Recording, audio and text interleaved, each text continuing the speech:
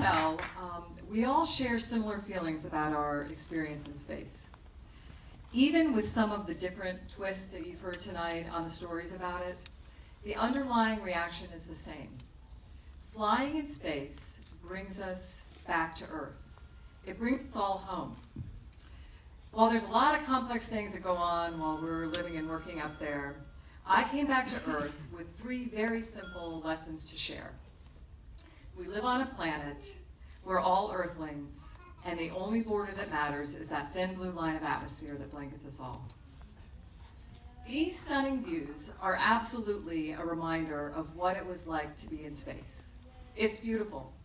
It actually looks like we're moving slowly over the planet, while in fact, as you've heard before, we're actually on this constant falling trajectory around the Earth at 17,500 miles an hour, 5 miles a second, around the planet every 90 minutes, which means that every 45 minutes or so, we're going to get one of these stunning sunrises or sunsets. And these views also reminded me, though, how separated I was. And in contrast to that distance that I felt more connected to everything and everyone below me than I ever might have had while I was down here in the middle of it. For my time in space, I lived on this masterpiece, the International Space Station. I could absolutely talk about this all night long. I'm not gonna though, I'm not gonna.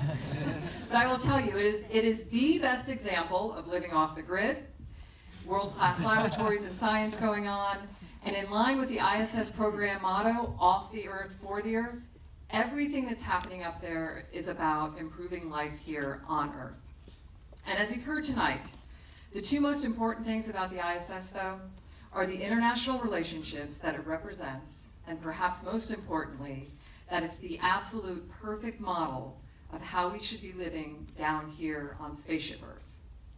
For the past 20 years, we've had crews made up of those 15 countries that Ron mentioned, living and working peacefully and successfully together in space and on the ground.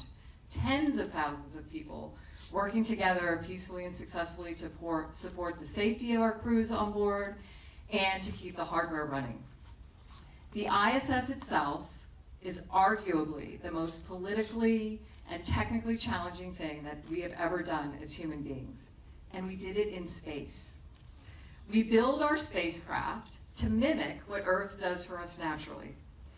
In the International Space Station, we have built a life support system and a model of peaceful international cooperation in space. We build that life support system in space because to live and work there, it's all about the people. And now we need to apply that same model of life support and of healthy, peaceful, and successful cooperation right here on Spaceship Earth, right here at home. And in the words of Buckminster Fuller, the legendary Buckminster Fuller, we need to become the crew of Spaceship Earth, not just passengers. Before I got to space, I didn't really think much about the 3 simple lessons of we live on a planet, we're all Earthlings, and the only border that matters is that thin blue line of atmosphere. At first, when I looked out the window, I wanted to see something familiar. I was looking for Florida. I considered Florida to be my home. I wanted to see Florida from space. Every time I looked out the window, though, I was surprised by something. And it was interesting to me how very quickly Florida went from being my home to being a special place on Earth that's my home. I started thinking about Earth not just as our home, but as a planet in space. I couldn't deny the interconnectivity of everything I saw below me. I started thinking about us as Earthlings. And I couldn't deny also that thin blue line of our atmosphere, and I know I keep saying it, but how it really is the only border that matters. It is the thin blue line that protects us all. I started thinking more about our relationship to Earth and how no matter where we go, we're always looking for a connection to ourselves, a connection home. Even over the years of the uncrewed robotic missions off to, far off to other planets, our favorite pictures are the ones that allow us to see ourselves in them. Like a beautiful dot of light between the rings of Saturn, we are always looking for a connection home. even with some of our newest spacecraft, like the SpaceX and the Falcon, and even when things like shiny red Tesla Sportsters are launched into space in a very heavy metal way, what we are in most awe of is the view of ourselves. And as you probably can tell from our presentations here tonight, anyone that flies in space comes back to Earth with a need to share that experience in a meaningful way. I had the chance to paint in space, so art became a natural way for me to share that experience. That's been through my own artwork, but also, I'll tell you, most importantly, it's been through space-themed art and healing programs with kids around the world, and I'm happy that you'll have a chance to see some of that artwork here tonight.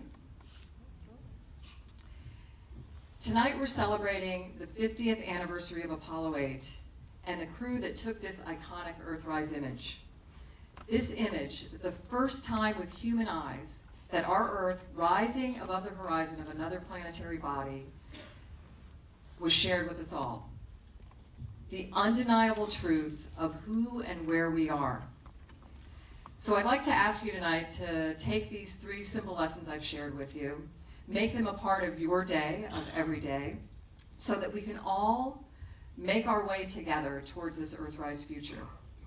We live on a planet, we're all Earthlings, and the only border that matters is that thin blue line of atmosphere that blankets us all.